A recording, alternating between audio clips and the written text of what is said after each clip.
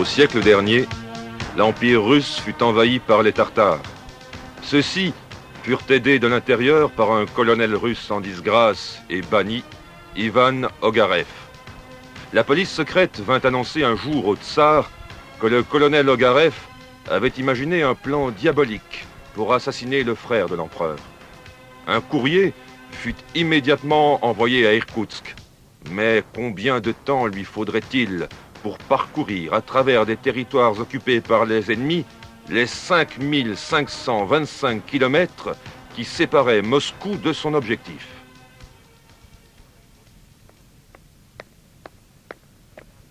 Vous m'avez appelé, Votre Majesté? J'ai ici un pli scellé que je voudrais que tu remettes en main propre à mon frère, le grand-duc, et à personne d'autre. Vos ordres seront exécutés, Votre Majesté. Tu devras traverser un territoire en guerre, occupé par les Tartares du Khan Féophare. Ils tenteront d'intercepter cette missive. Je remplirai ma mission, sire. Méfie-toi d'Ivan Ogarev. C'est un traître. Il voudra à tout prix te supprimer.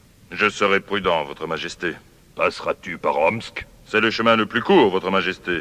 Si tu vas voir ta mère, tu risques d'être reconnu. Je ne passerai pas chez elle. Jure-moi que tu ne diras à personne qui tu es, ni où tu vas. Je le jure.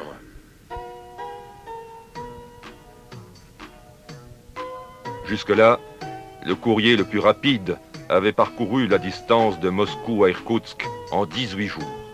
Mais le voyage durait normalement 4 à 5 semaines. La région étant envahie par les espions, un faux passeport fut délivré à Michel Strogoff. Il était désormais Nicolas Korpanov, un négociant d'Irkoutsk. Il était aussi muni d'une autorisation lui permettant de passer la frontière en toutes circonstances et d'exiger des chevaux de poste. Mais, vu la situation, il ne pourrait évidemment pas s'en servir.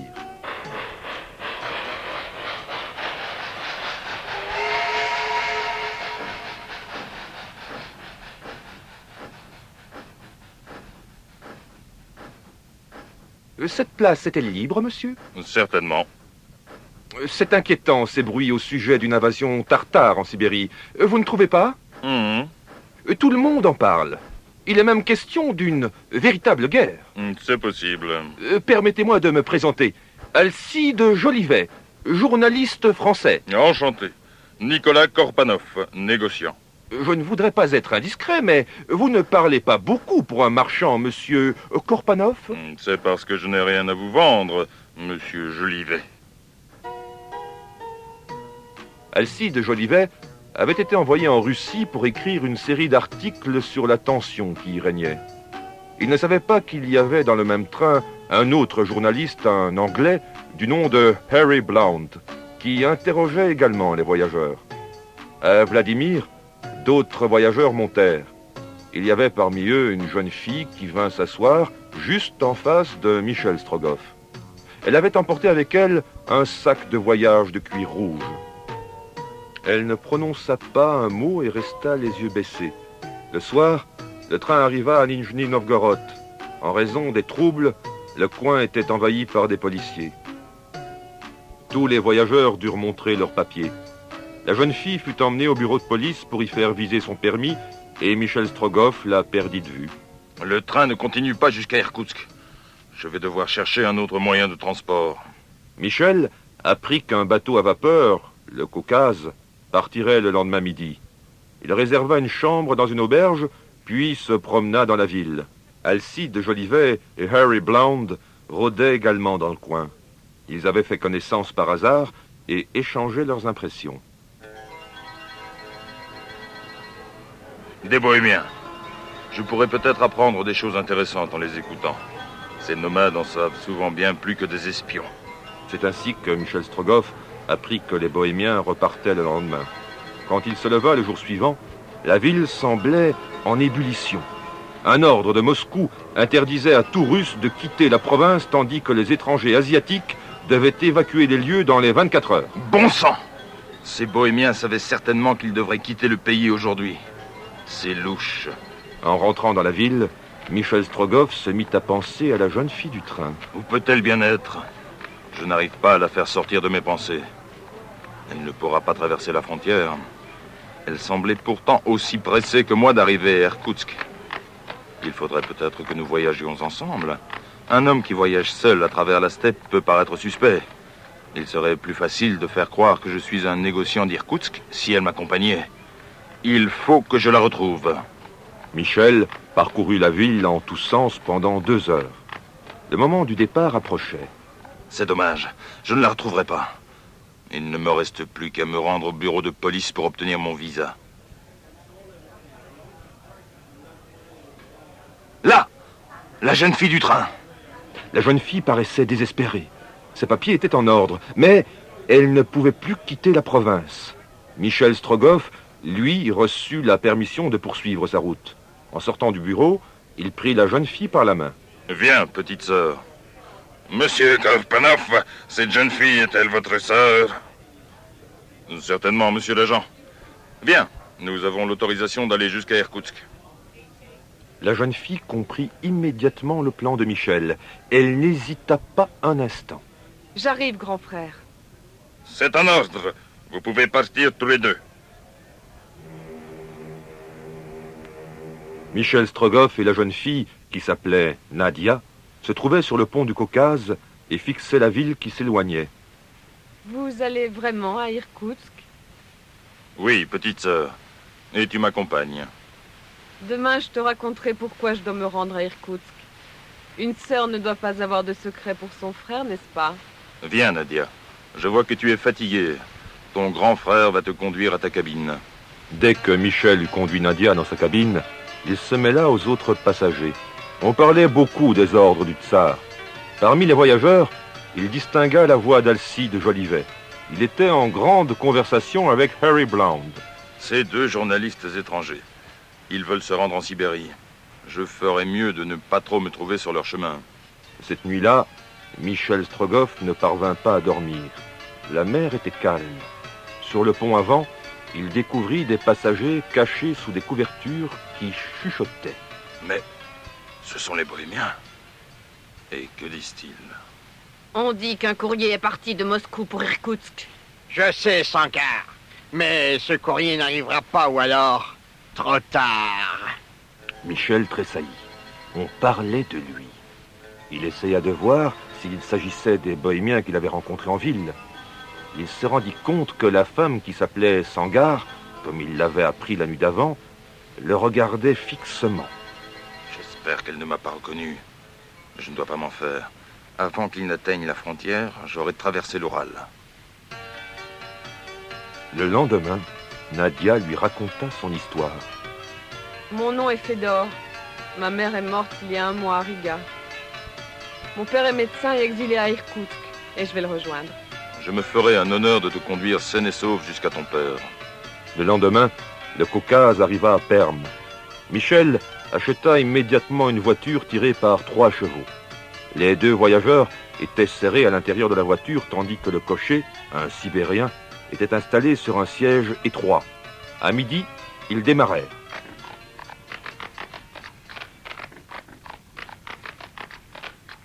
Combien de temps durera la traversée des montagnes, Nicolas? 48 heures. Nous roulerons toute la nuit. Je ne peux me permettre aucun retard. J'espère que le voyage ne sera pas trop fatigant pour toi. J'étais prête à aller à pied s'il le fallait. Tu as déjà fait souvent ce voyage? Quelquefois. L'hiver, je crois que la route est plus rapide et plus sûre. Plus rapide, surtout. Mais tu aurais été gêné par la neige et le froid. Ce n'est pas grave. L'hiver est l'ami des Russes. Où allais-tu au cours de tes autres voyages? À Omsk, ma mère y habite. Michel apprit qu'ils n'étaient pas les seuls à entreprendre ce voyage. Une autre voiture les précédait de quelques heures. Les maîtres de poste leur racontèrent que ces autres voyageurs avaient l'air très pressés. Pour plus de sûreté, Michel décida d'accélérer et de traverser l'Oural la nuit même sans s'arrêter pour dormir. L'orage se rapproche. Accélère, cocher. Michel, les chevaux sont épuisés. Il faut que nous quittions cet endroit. Les chevaux parvinrent à s'ébranler, mais ils étaient repoussés par la tempête. Soudain, à la lueur d'un éclair, Michel et Nadia virent dévaler un énorme rocher. Michel se précipita à l'arrière de la voiture et d'un effort surhumain, il parvint à la pousser sur le côté. Le rocher les frôla à une vitesse hallucinante. Là, une anfractuosité. Allons nous y reposer. Je ne suis pas fatiguée, Michel. Je peux continuer. Tu es très courageuse, Nadia. Mais je ne peux prendre aucun risque. Je dois faire mon devoir. Ton devoir? Un éclair fendit le ciel et vint frapper un bouquet d'arbres tout proche qui se mit à flamber comme une torche. Nicolas, tu as entendu aussi? Ce sont sûrement des voyageurs qui appellent au secours. Je vais voir. Je t'accompagne. Non, Nadia. Toi, tu restes avec le cocher. C'est plus sûr. La tempête faisait encore rage, mais la pluie s'était arrêtée. Michel entendait maintenant clairement les voix. Il vit 2 hommes sur la banquette d'une voiture embourbée. Il reconnut immédiatement les 2 journalistes. Bonjour, messieurs. Nicolas Korpanov, quel hasard! Que s'est-il passé? Notre postillon est parti avec l'avant-train de son infernal véhicule en nous laissant là. C'est hilarant, non? Pas drôle du tout. Comment faisons-nous maintenant? Je peux vous prêter un de mes chevaux. Si tout va bien, nous serons à Ekaterinbourg demain. C'est vraiment très gentil de votre part. Voulez-vous me suivre, messieurs? En chemin, les voyageurs racontèrent à Michel qu'ils voulaient se rendre à Ishim. Ils décidèrent qu'ils voyageraient ensemble jusque-là. Cette décision n'était pas du tout du goût de Michel, mais il ne voulait pas attirer l'attention. Les journalistes lui apprirent d'ailleurs une nouvelle importante. Le traître Ivan Ogarev avait passé la frontière sous un déguisement et avait rejoint les Tartares. Il paraît qu'il est déguisé en bohémien. C'est possible. En bohémien? Qui tire par là? Vite! Les 3 hommes se précipitèrent vers la voiture de Michel. Un énorme ours s'approchait de la voiture. 2 chevaux s'étaient enfuis et le cocher avait essayé de les rattraper. Nadia était seule devant l'ours. Elle avait tiré, mais la bête blessée allait se précipiter sur elle. À ce moment, Michel se lança devant la jeune fille et d'un coup de couteau, il tua la bête. Tu es blessée, Nadia? Non, je n'ai rien. Tu es arrivé à temps. Pour un marchand, vous vous servez drôlement bien d'un couteau, monsieur Korpanov. Drôlement bien, en effet. En Sibérie, il faut savoir tout faire. Michel présenta les 2 journalistes à Nadia. Quand le cocher eut récupéré les chevaux, les voyageurs se remirent en route. Un cheval fut attelé au reste de la voiture des journalistes et le voyage se poursuivit sans encombre. 6 heures plus tard, les 2 voitures pénétraient dans Ekaterinbourg. Blount et Jolivet achetèrent une nouvelle voiture. Vers midi, les voyageurs quittèrent la ville avec des chevaux frais. Ils prenaient enfin la direction d'Irkoutsk. La campagne qu'ils traversèrent avait l'air abandonnée. Partout où ils purent, les journalistes recueillirent des renseignements. L'armée tartare se rapprochait dangereusement d'Ishim. Le traître Ogarev était avec eux. Le soir, vers 8 heures, les 2 attelages entrèrent dans Ishim. Michel demanda de nouveaux chevaux. Il n'en restait que 3. Michel et Nadia prirent congé de leurs compagnons de voyage. Bon voyage.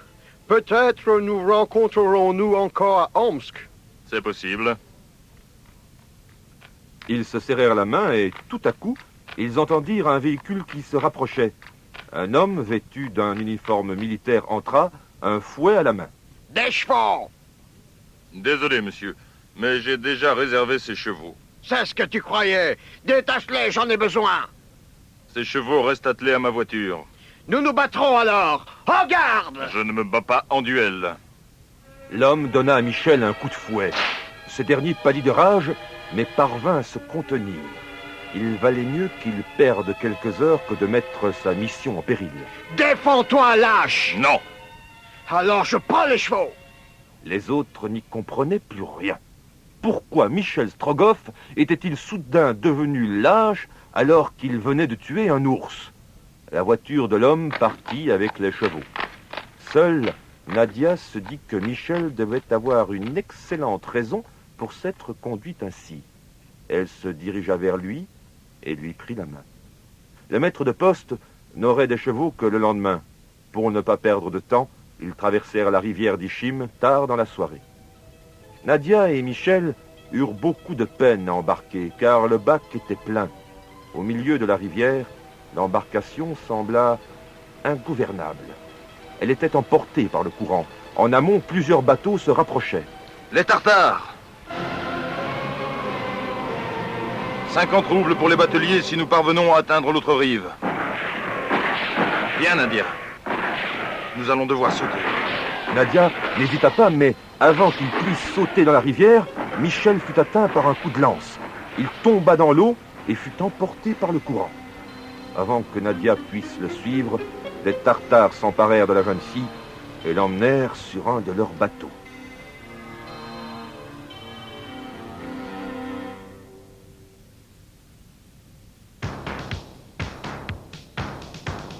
Les Tartares n'eurent aucune peine à prendre Omsk.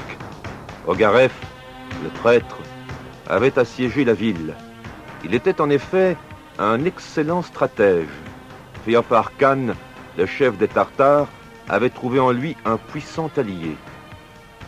Ogarev voulut partir pour Irkoutsk. Il avait l'intention d'y gagner la confiance du grand-duc pour le livrer ensuite aux Tartares.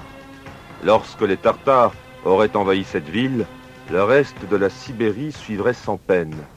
Mais si Michel réussissait sa mission à temps, les plans du traître s'écrouleraient.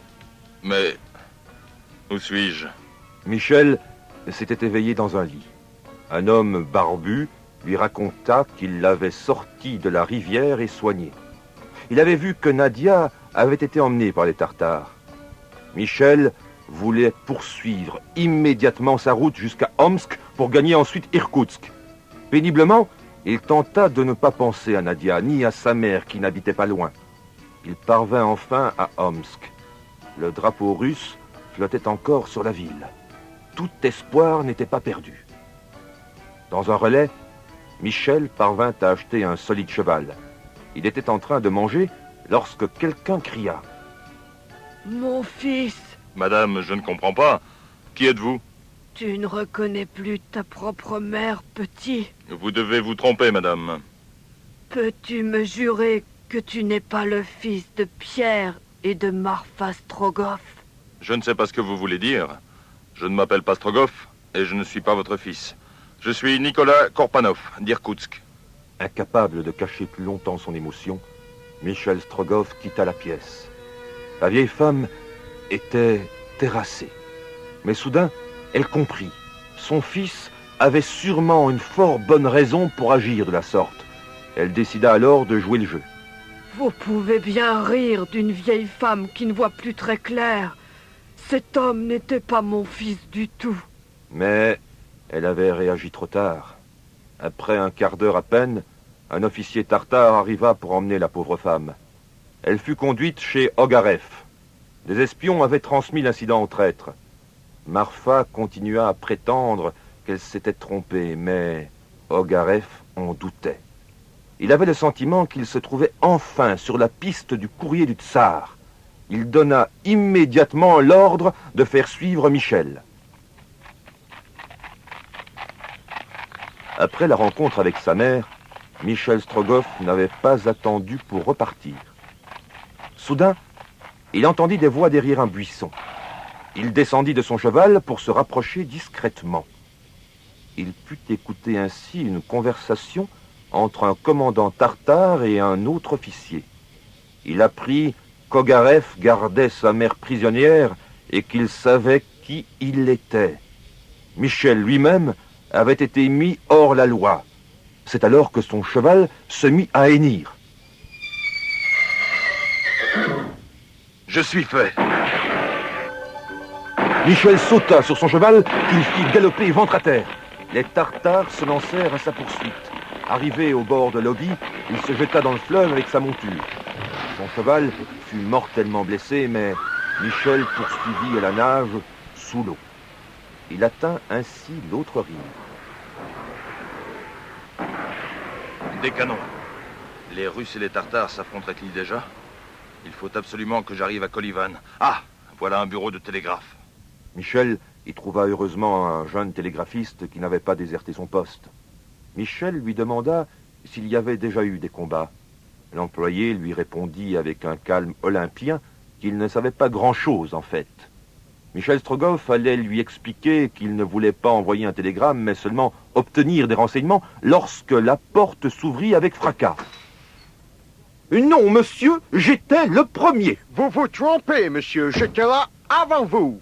Après quelques échanges de paroles du même genre, le journaliste anglais déposa son texte devant le télégraphiste.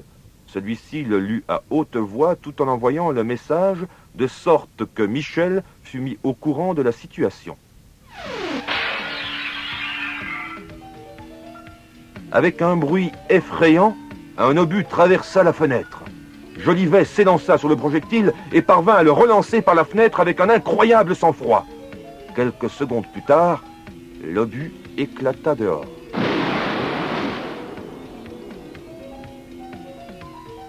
Transmettez ce message, s'il vous plaît, télégraphiste. Énorme obus renvoyé par la fenêtre du poste télégraphique. En attendons d'autres du même calibre. Quelques instants plus tard, Blount fut touché par une balle à l'épaule. Télégraphiste, continuez. Harry Blount, du Daily Telegraph, vient de s'écrouler à mes pieds. La liaison fut coupée peu de temps après. L'employé parvint à s'enfuir, mais les deux journalistes et Michel Strogoff tombèrent aux mains des Tartares.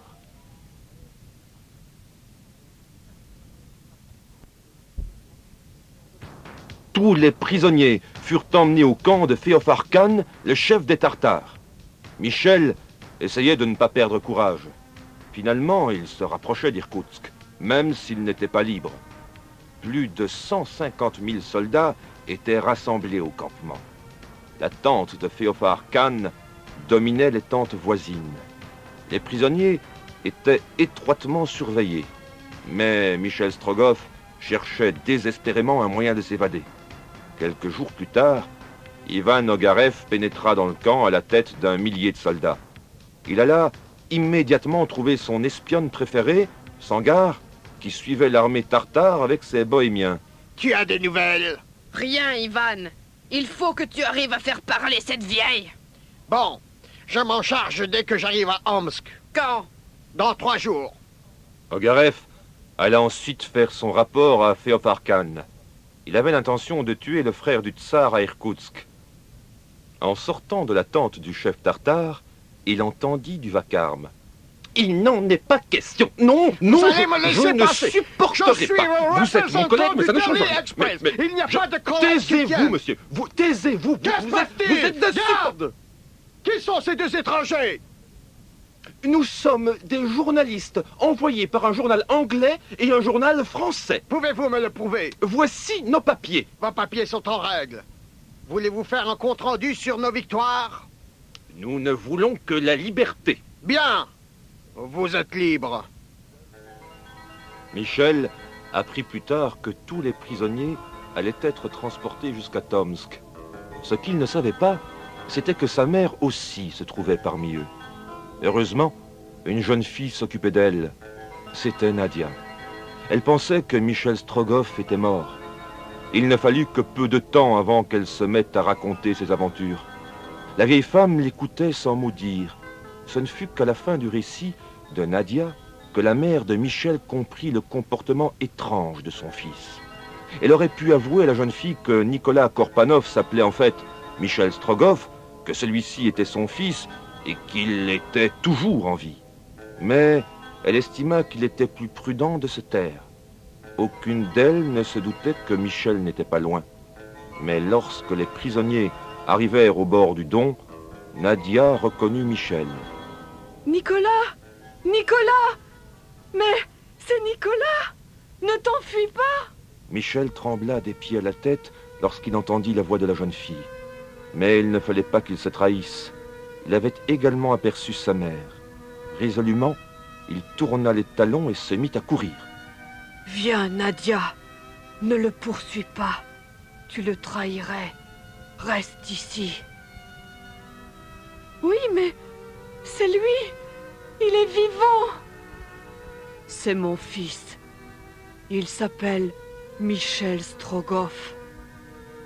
Je ne le retiens pas. Viens, fais comme moi. Michel était désemparé. Il avait vu que sa mère avait retenu Nadia. Cela signifiait qu'elle avait compris qu'il avait un secret. Mais il n'avait pas vu que Sangarre avait suivi toute la scène. La bohémienne sut ainsi que le fils de Marfa Strogoff se trouvait parmi les détenus. Elle ne savait pas exactement où, mais elle chercha immédiatement Ogareff.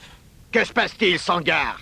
Le fils de Marfa Strogoff se trouve parmi les prisonniers. Ah, je Tu vais... ne vas rien du tout, Ivan. Tu ne le connais pas. Mais toi, tu le connais. Tu l'as vu tout de même. Je ne l'ai pas vu, mais j'ai remarqué que sa mère l'avait reconnu. J'en suis persuadé. Tu es sûr de ne pas te tromper? Absolument certaine. Il faut absolument que je mette la main sur ce courrier. S'il arrive à Irkoutsk avec cette missive du tsar, je suis perdu.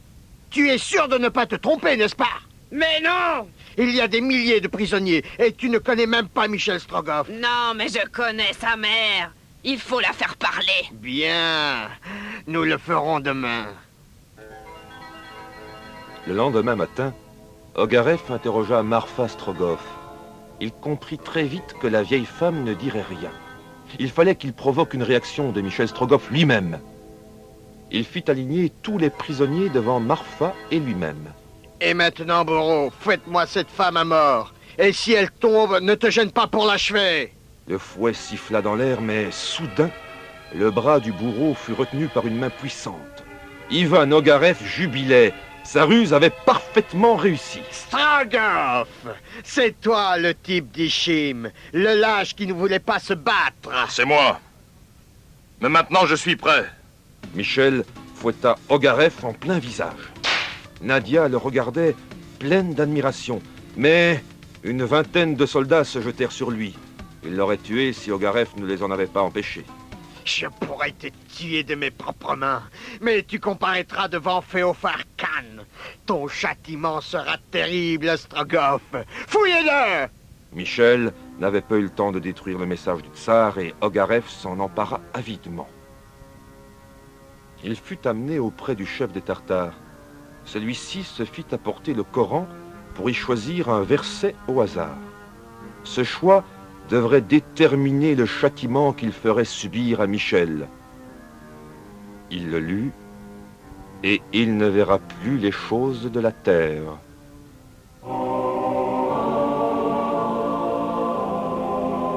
Tu as entendu, Strogoff? Tu ne verras plus rien! Marfa s'évanouit en entendant la sentence. Ils allaient aveugler son fils. Un brasero fut placé devant Michel. Le bourreau s'approcha avec un sabre et le plongea dans les braises. Les deux journalistes n'eurent pas le courage d'assister à cette torture. Ils quittèrent le camp et galopèrent en direction d'Irkoutsk. Marfa était là. Elle courut vers son fils. Soldats, chassez cette femme! Les soldats retinrent Marfa. Elle tendit les bras vers son fils. Les yeux de Michel se remplirent de larmes. C'est alors que le bourreau passa le sabre chauffé à blanc devant les yeux du malheureux. Un cri retentit. Marfa s'écroula sur le sol. Qu'en penses-tu, espion, hein? Féofar Khan quitta les lieux avec sa suite. Ivan Ogareff se dirigea vers Michel, sortit la lettre du tsar de sa poche et la tint devant les yeux brûlés de Michel Strogoff. Lis, Strogoff, lis! Va leur raconter à Irkoutsk ce que tu as lu. À présent, c'est moi le courrier du tsar. Après ces terribles paroles, le traître s'en alla. Michel resta couché près de sa mère. Il rampa lentement vers elle et lui murmura quelque chose à l'oreille. Mais Marfa ne bougea pas. Michel l'embrassa et se leva.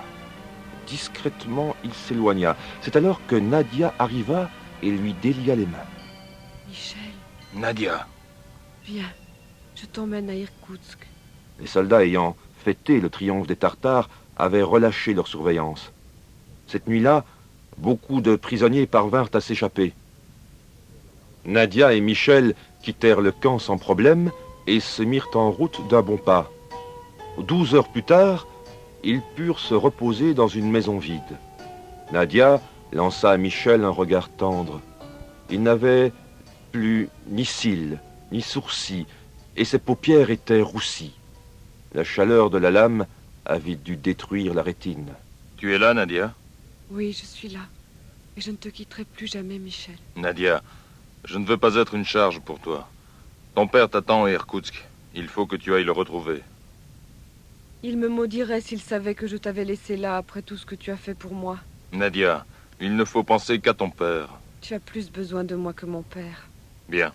Nous irons alors ensemble à Irkoutsk. Mais tu n'as plus la lettre? Je n'en ai plus besoin. Je raconterai à Irkoutsk ce que j'ai vu et entendu. Il faut seulement que j'y arrive avant Ogarev.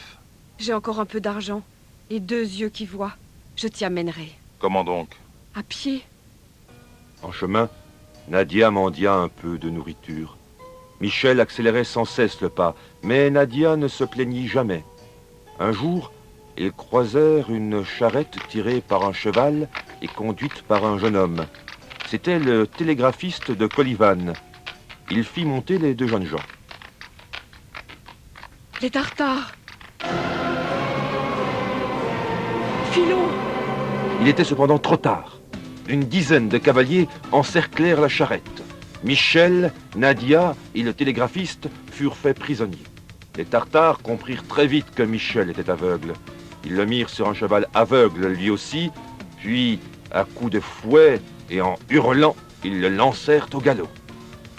Le cheval fonça tout droit sur une fondrière. Le cavalier et sa monture s'y précipitèrent. Par miracle, Michel ne fut pas blessé, mais le cheval était mort. Michel fut alors attaché à une selle au moyen d'une corde. Il parvint cependant à couper la corde avec ses dents. Quand la corde cassa, le Tartare qui était ivre ne s'en aperçut même pas. Dans l'obscurité, Michel et Nadia parvinrent à s'enfuir. Et maintenant, Michel, que faisons-nous? Nous continuons jusqu'à Irkoutsk.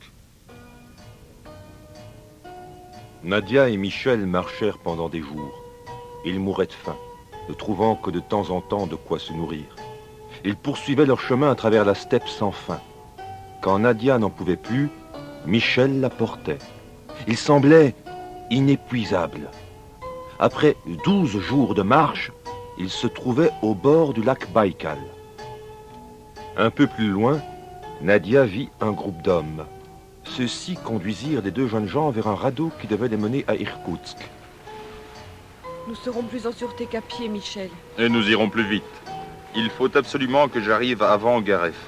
Le radeau progressait bien. Il n'était plus loin d'Irkoutsk et à Angara, 2 hommes montèrent à bord. Michel, ce sont les 2 journalistes. Quoi? Demande-leur de venir me trouver, Nadia. Messieurs, pourriez-vous venir un instant? Mais vous êtes... Chut, s'il vous plaît. Ils l'ont rendu aveugle. Messieurs, vous ne devez pas savoir qui je suis, ni ce que je suis venu faire en Sibérie. Je voudrais donc vous demander de ne parler à personne de cette rencontre. Vous avez ma parole d'honneur. Également. Pouvons-nous vous aider? Merci, mais je préfère me débrouiller seul. Mais ces barbares vous ont aveuglé. J'ai Nadia. Elle remplace mes yeux. Tandis qu'ils discutaient, le radeau poursuivait son cheminement entre les plaques de glace. La nuit était tombée. Soudain, Harry Blount aperçut des formes noires sur la glace.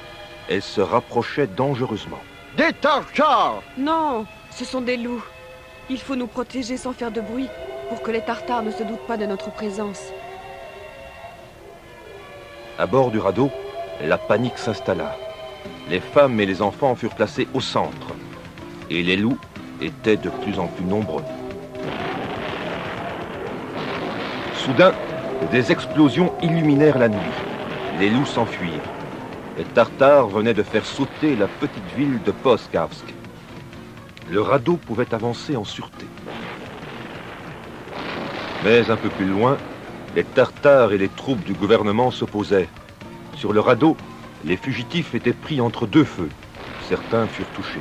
Viens, Nadia. Nous devons fuir. Montre-moi le chemin. Nous pourrions nous hisser sur une plaque de glace. Fais attention que personne ne remarque notre départ. Une plaque de glace entraîna ainsi nos amis avec le courant. Très vite, Nadia aperçut dans le lointain les lumières d'Irkoutsk.